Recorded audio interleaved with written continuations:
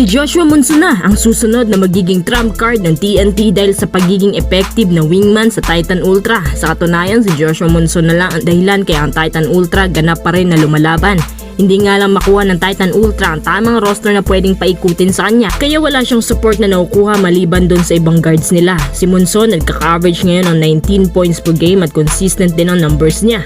6'3 wingman na kayang dalhin ang opensa to the next level. So kapag kinuha ng TNT si Monson, para na rin silang kumuha ng isang CJ Perez o Robert Bolick na actually matagal-tagal rin nagkaroon ng break si Joshua Monson since Terra Firma days ay umabot pa nga ng halos isang taon bago nakita ang totoong potensyal niya. Athletic si Monson, mahaba ang reach, may good handling. Ang disadvantage lang sa kanya, medyo walang game time decision. Kaya minsan doon siya sa dulo naisahan, especially sa pag-commit ng crucial fouls.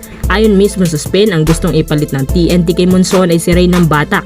Pero naisip ng Titan Ultra na parang hindi patas kapag one-on-one trade at ang gusto makuha ng Titan Ultra ay si Jordan Heading pala at hindi si Ray ng Batak. Ayaw ng TNT kasi si Heading pure shooter at malaki ang may tutulong niya beyond the arc offense. Si Heading, sinasanay nila na maging main character both ends of the floor lalo pat magre-retiro na si Jason Castro. Ang problema lang kay Heading, injury prone na siya.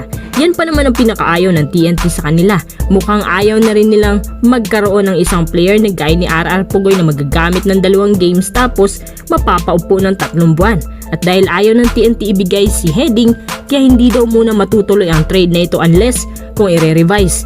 Ayon sa TNT, magkakaroon sila ng meeting sa lahat ng TNT officials kung sino ang pwedeng isama kay Ray ng Batak. Is either magsasama ng isa pang guard, basta't wag lang si Jordan Heading. Alam nyo, choosy din ng Titan kasi kapag wala na si Joshua Monson sa kanila, sino na lang ang tatayong star player nila dyan. Mas lalo magiging kawawa ang Titan. Pero nung na-trade si Calvin Abueva sa Converge, may nakapagtanong sa Titan owner kung pati din ba si Joshua Monson i-trade nila in the future.